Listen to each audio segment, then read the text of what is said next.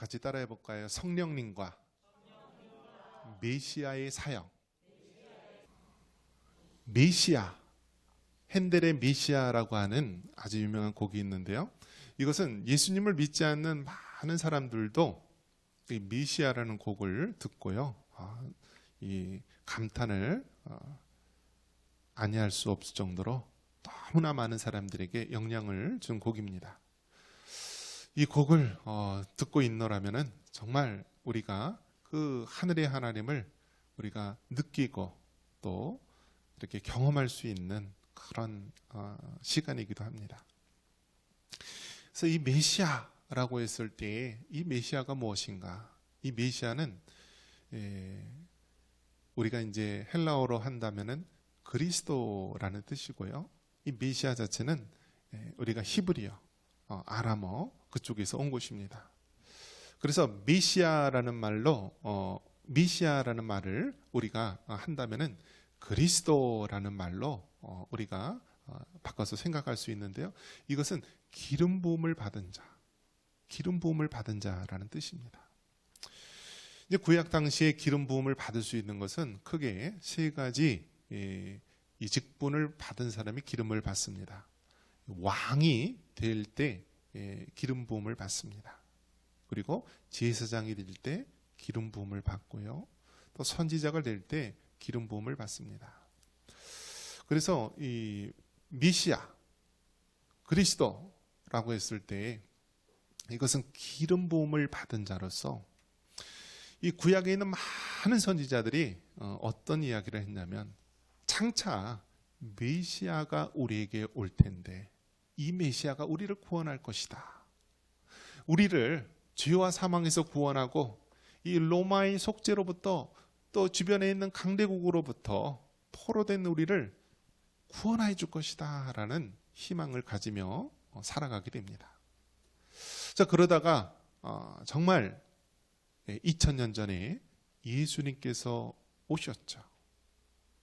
그래서 이 예수님께서 이 땅에 오신 사건은요, 이미 창세기 때서부터 하나님께서는 구원의 계획을 가지시고 구약의 그 오랜 역사를 통하여서 많은 선지자들을 통하여서 우리를 구원할 메시아가 오신다. 그가 좀 있으면 오실 것이다. 우리가 아무리 힘들고 어려울지라도 그 메시아를 우리가 기대하면서 기다리자. 그렇게 해서 많은 믿음의 사람들, 특별히 포로되었던 이스라엘 백성들이 그 바벨론의 지배와 주변 강대국의 지배 속에서도 꿋꿋하게 지켜올 수 있었던 것입니다. 그래서 오늘 읽었던 이 본문이요, 바로 그 메시아 사상에 대한 그 믿음의 고백의 글입니다. 우리 한번 그 말씀 한번 같이 한번 읽어볼까요? 우리 18절 한번 같이 한번 읽어보겠습니다. 주의 성령이 내게 임하셨으니 이는 가난한 자에게 복음을 전하게 하시려고 내게 기름을 부으시고 나를 보내사 포로된 자에게 자유를, 눈먼 자에게 다시 보게 함을 전파하며 눌린 자를 자유롭게 하고. 아멘.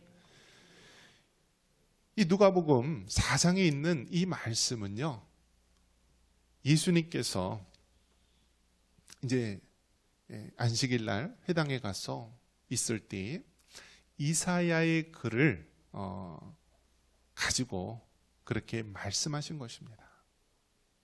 이 말씀은 이사야 61장에 나와 있는 것입니다. 주 여호와의 영이 내게 내리셨으니 이는 여호와께서 내게 기름을 부으사 가난한 자에게 아름다운 소식을 전하게 하려 하심이라. 나를 보내사 마음이 상한 자를 고치며 포로된 자에게 자유를, 갇힌 자에게 노임을 선포하며. 이사야 선지자를 통하여서 우리를 구원할 메시아가 오신다. 우리가 아무리 힘들고 어렵다 할지라도 그 메시아 사상, 우리를 구원할 그리스도를 기다리면서 우리가 참고 인내하며 믿음을 지키자라는 말씀입니다.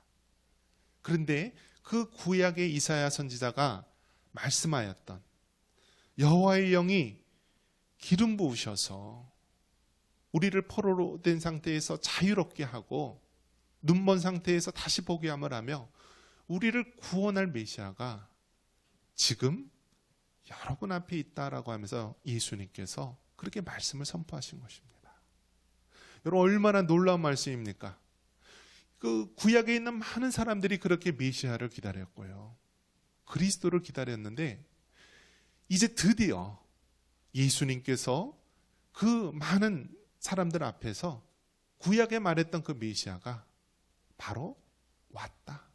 그가 바로 나다. 여호와의 영이 기름 부으사 이 땅에 주어하는 많은 영혼들을 살릴 자가 바로 나다라는 위대한 선포의 말씀입니다. 그런데 여러분, 사람은 이 죄성을 가지고 있어가지고요, 실제로 정말 하나님이 육신의 몸을 입고 성육신하셔서 우리 앞에 나타났음에도 불구하고 그 영의 눈이 가리워져서요, 모르는 거예요. 구약의 이사야 선지자를 비롯한 많은 선지자가 우리를 구원할 메시아가 오실 것이다 말씀을 했고, 실제로 예수님께서 그들 앞에 나타나서 내가 바로 그다, 그 구원자 메시아, 우리를 포로된 자에서 자유롭게 하고 구원할 그리스도다라고 말씀을 하고 있습니다. 그런데 어떤가요? 이스라엘 백성들의 반응은요, 거부하고요, 어떻게 그럴 수가 있나 라면서 배척을 하게 됩니다. 여러분, 믿음은 모든 사람들의 것이 아닙니다. 믿음은 택한 백성을 통하여서 역사하는 것입니다. 여러분, 우리 눈앞에 실제로 하나님이 육신의 몸을 입고 나타나셨는데도요, 우리 안에 죄성이, 우리 눈앞에 있는 이 죄로 인하여서 눈이 멀어서요, 하나님을 못 알아보는 거예요. 메시아를 못 알아보는 거예요.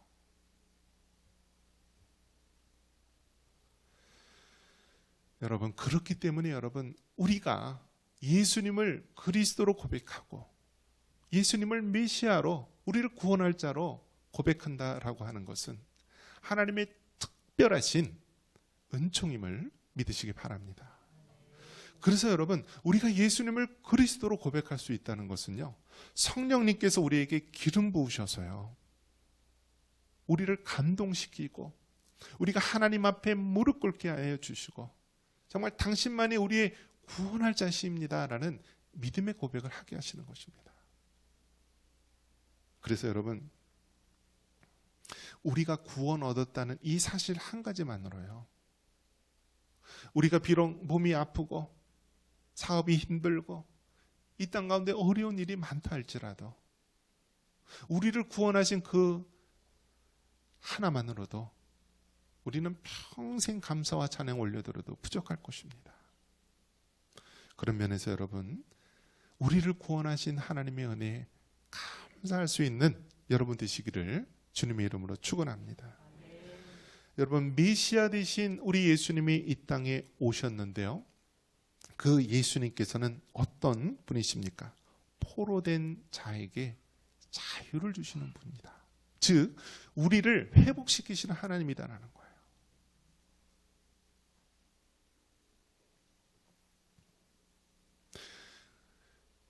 나이를 든다는 것, 늙어간다는 것은요, 세상에서는 어떻게 보냐면, 우리 과거에 우리 어른들을 대할 때마다 어떤 생각을 가졌냐면, 어른들은 이 살아있는 박물관이고 살아있는 정보의 집약체다라고 봤던 거예요. 그래서 과거에는요, 모든 지식과 경험이 다 어디로부터 왔냐면 노인분들로부터 온 거예요. 이 장로란 뜻이 무엇이죠? 장로란 뜻이 바로 연세가 지극하고 경험이 있고 그렇다는 의미로 장로가 된 거예요. 자, 이처럼 노인에 대한 것은 과거서부터 많은 지식과 경험, 연륜이 있는 자를 가리키는 아주 우리가 존경할 대상으로 여기게 되었는데요, 이제 이 세상이 어떻게 됩니까? 우리 아이들이요, 모르는 거 있으면 어른한테 물어봅니까? 아니면은 뭐 네이버나 이런 데 물어봅니까? 이제는 아이들이 어른한테 안 물어봐요. 그냥 컴퓨터, 네이버나 이런 검색해보고요. 그걸로 알아갑니다. 그리고 노인에 대한 시각이 어떻게 됩니까? 귀찮은 존재로 그렇게 여겨지고 있고요. 보험금이나 사회보장제도 세금만 축내는 자로 그렇게 전락해 버린 이 세대가 바로 우리가 살고 있는 이 시대입니다. 그러나 여러분, 성경은 뭐라고 얘기합니까? 백발은 영화의 면류관이다라고 말하고 있는 것입니다. 그렇기 때문에 여러분, 정말 교회에서는요, 우리가 나이 들고 육신이 세어져 갈 때마다 하나님 앞에 우리가 감사하면서 이제 내가 더 천국에 갈 날이 한 걸음 더 가까이 왔구나. 내가 더욱더 하나님 앞에 준비되고 겸비된 모습으로 하나님 앞에 우리가 준비된 모습으로 살아야지라는 그런 믿음의 고백을 할 수 있기를 바랍니다. 메시아 되신 예수님께서 오셔서요, 우리의 병든 몸과 영혼을 치료하시고 회복하시는 하나님으로 오시는 것입니다. 그는요, 우리가 이 땅에 살아가는 동안 죄의 노예가 되고 이 세상의 모든 짐들에 억눌려 있는 많은 자들을요, 자유케 해주시는 분이에요. 자유케 해주시는 분. 여러분, 그래서 우리가 자유란 말이 어디서 나왔냐면요, 성경에서 나온 거예요. 성경. 민주주의라고 다 똑같은 민주주의가 아니라, 북한에 있는 인민민주주의가 민주주의가 아니라 자유가 중요한 거예요. 자유. 왜냐? 그것이 바로 성경에서 나온 거예요. 바로 메시아 되신 우리 예수님께서 오심으로 포로된 자에게 자유를 주신다. 병들고 억눌린 자들에게 치료함을 주시고 회복의 역사를 주신다라는 거예요. 여러분, 그런 예수님 얼마나 감사하고 얼마나 고마운지 여러분, 다시 한번 그 하나님의 사랑을 깨달을 수 있는 여러분 되시기를 바랍니다. 그러면 여러분, 초림의 예수님께서 이 땅에 오셨고요, 재림의 예수님께서는 오셨습니까? 안 오셨습니까? 아직 안 와주신 거예요. 그래서 여러분, 재림의 예수님을 기다리고 있는 우리 그리스도인들, 이것이 우리가 이 마지막 때를 살아가는 우리의 모습이 되어야 합니다. 구약에는 하나님께서 아브라함의 자손인 이스라엘 백성을, 그 혈통적인 이스라엘 백성을 들어서 사용을 하셨다면, 이제 신약 시대에 와서는 예수님을 그리스도로 고백하여서 하나님의 자녀가 된 영적인 이스라엘 백성, 영적인 하나님의 백성을 사용하시는 것입니다. 그런 면에서 여러분, 교회라는 것이 그렇게 중요한 거예요. 교회는요, 하나님을 아버지라 고백한 그 자녀들의 믿음의 공동체가 아닙니까? 하나님께서는 이 세상에 아무리 대기업이나 아주 큰 IT 회사, 반도체 회사가 있어도요, 그것을 통해 역사하는 것이 아니라 이 땅에 주님의 피값으로 사신 교회를 통하여서 일하심을 믿으시기 바랍니다. 주의 은혜해를 전파하게 하려 하심이라고 말씀하고 있습니다. 이 말은 무엇이냐면 바로 메시아 되신 예수님, 그가 우리에게 오셨는데 그는 우리를 죄와 사망에서 구원할 자이시다라는 그런 은혜의 소식을 전하는 것입니다. 여러분, 이 세상에 무슨 소망이 있겠습니까? 이 세상에 어떤 것에 여러분 미련을 두겠습니까? 우리 예수 그리스도만이 우리의 참된 소망이고 미래가 됨을 믿으시기 바랍니다. 주 예수 그리스도의 은혜해를 나만 가지고 있는 것이 아니라 우리 주변에 죽어가는 그 영혼들에게 우리가 속히 전하고 알려야 되는 것입니다.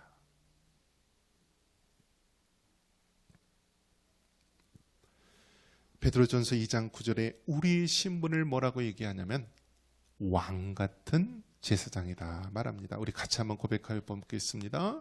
그러나 너희는 택하신 족속이요 왕 같은 제사장들이요 거룩한 나라요 그의 소유가 된 백성이니 이는 너희를 어두운 데서 불러내어 그의 기이한 빛에 들어가게 하신 이의 아름다운 덕을 선포하게 하려 하심이라. 아멘. 한번 따라해 보겠습니다. 나는 왕 같은 제사장이다. 할렐루야. 여러분, 하나님께서는 우리를 어떻게 보시냐면요, 왕 같은 제사장으로 본다라고 말합니다. 구약에서 제사장은 어떤 역할입니까? 일반 백성들이 하나님 앞에 직접 나가면은요, 죽을 수밖에 없어요. 그래서 하나님께서는 제사장을 통하여서 하나님께 나아갈 수 있는 길을 마련해 놓으셨고요. 또 제사장을 통하여서 백성들의 죄를 회개하고 또 자백할 때 용서해 줄 수 있도록 하신 것입니다. 그렇기 때문에 여러분, 이제는 어떻게 해야 됩니까? 오늘날에는 우리가 더 이상 짐승의 피제사를 드리지 않고 우리가 왕 같은 제사장이 되어서 예수님의 이름으로 기도하면서 하나님 앞에 나아갈 수 있습니다. 우리가 죄를 지었을 때 이제 직접 하나님 앞에 올려드리며 우리의 죄를 자백하고 용서를 받을 수가 있는 것입니다. 우리가 왕 같은 제사장이 되어서 정말 우리가 중보자이신 예수님을 통하여서 하나님께 믿음으로 나아갈 수 있는 축복을 얻으신 줄 믿으시기 바랍니다. 2000년 전 초림의 예수님이 왔을 때요, 예수님께서 구약의 이사야를 비롯한 많은 선지자가 우리를 구원할 메시아가 왔는데 그가 바로 나다라고 선포했을 때요, 사람들의 반응은요, 이 누가복음 4장에 나와 있듯이요, 예수님께서 고향에서 배척을 받는데 많은 사람들이 신성모독죄다라고 해서 예수님을요 죽이려고 합니다. 그래서 저 산꼭대기에 몰고 가서요, 그 절벽에서 밀어 떨어뜨려서 죽이려고 하는데 예수님이 어떻게 되었어요? 그들 틈을 지나쳐서 나왔다라고 되어 있습니다. 이것이 바로 사람의 모습이에요. 하나님이신 예수님이 이 땅에 왔는데도 불구하고 그들의 죄의 눈으로 눈이 멀어서요, 예수님을 거부하고 부인하는 것입니다. 여러분, 우리는 어떻습니까? 2000년 전 초림의 예수님께서 오셨고 이제 마지막 때에는 재림의 예수님께서 오신다고 하셨는데, 여러분 정말 재림의 예수님을 맞이할 수 있는 준비를 하셨습니까? 마치 2000년 전에 그 많은 무리들, 많은 백성들이 진짜 예수님이 왔음에도 불구하고 알아보지 못하고 돌로 치려하고 십자가에 못 박았던 그런 어리석은 자와 같이 우리도 재림의 예수님을 알아보지 못하고 준비하지 못하고 우리는 살아가고 있지는 않습니까? 구약의 이스라엘 백성들이 신약의 예수님, 2000년 전에 예수님이 왔을 때 어떻게 그렇게 예수님을 알아보지 못했을까라고 우리는 답답한 마음으로 보고 있는데요, 우리 자신의 모습은 정말 오늘 저녁이라도 예수님이 왔을 때 우리의 반응은 과연 어떨까요?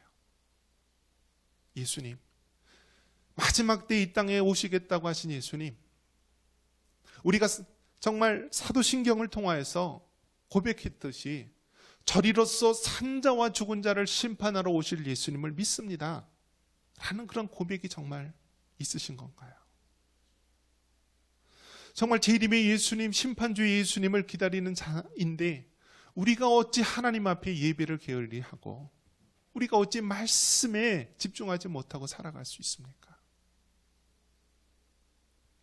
여러분, 지금 우리가 살고 있는 이때는요, 마지막 때입니다. 그 마지막 때 중에서도 마지막 그 종말, 말세의 치말의 때를 살아가고 있습니다. 2000년 전에 초림의 예수님이 오셨듯이요, 이제는 마지막 때 우리 재림의 예수님이 오시려고 문 앞에서 두드리고 있는 그런 상황입니다. 그런데 우리의 신앙의 모습은 어떻습니까? 이 코로나 3년 가까이 되는 시간 동안에 이 세상에 어떤 일이 여러분 벌어졌는지 아십니까? 이제는 사람들 마음속에 교회 나가서 대면 예배를 안 드려도 된다, 이제 인터넷을 통하여서 예배를 드려도 괜찮다고 하더라. 그래서 사람들이요, 교회 안 나간다고 합니다. 우리 청산교회는 그래도 이 3년 가까운 시간 정말 어떻게든지 주일 예배를 지키려고요, 정말 목숨 바쳐서 예배를 지키고 멈추지 않았습니다. 그래서 여러분 그나마 이렇게 모이게 되지만은요, 2년 반 3년간의 이 코로나 기간을 버티지 못해서요, 얼마나 많은 상가 교회들이 문을 닫고요, 큰 교회들도 반토막이 나고 어려운 가운데 있는지 모릅니다. 이것이 여러분 마지막 때의 징조입니다. 마지막 때는 모이기를 패하고 하나님께 나아가는 것을 방해하는 이 악한 시대를 우리가 살아가고 있는 것입니다.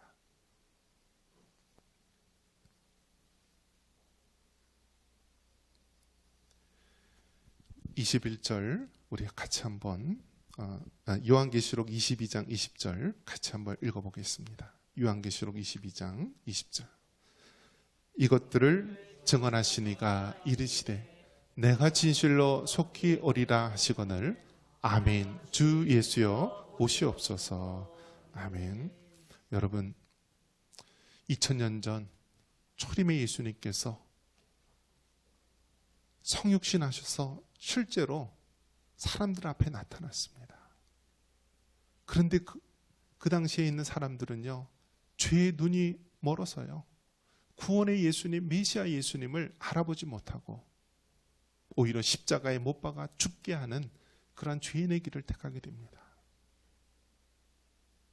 초림의 예수님은 십자가에 죽기 위해서, 그리고 그 십자가의 공로로 우리의 죄를 사하기 위해서 오셨습니다. 이제 마지막 재림의 때의 예수님은요, 그렇게 연약한 십자가에 죽기 위해서 오신 그러한 예수님의 모습이 아니라 심판주 하나님의 모습으로 우리에게 오시겠다고 약속하셨습니다. 여러분 2000년 전 초림의 예수님이 오신 것을 믿으십니까? 그렇다면 여러분 마지막 때 재림의 예수님이 오실 것을 믿으시기 바랍니다. 우리의 더럽혀진 옷을 우리가 흰 옷으로, 거룩한 행실의 옷을 입고요, 매일매일 하루하루 살아갈 때마다 재림의 예수님을 맞이하는 거룩한 신부된 성도로서, 거룩한 하나님의 교회로서 살아갈 수 있는 우리 모두가 되기를 주님의 이름으로 축원합니다.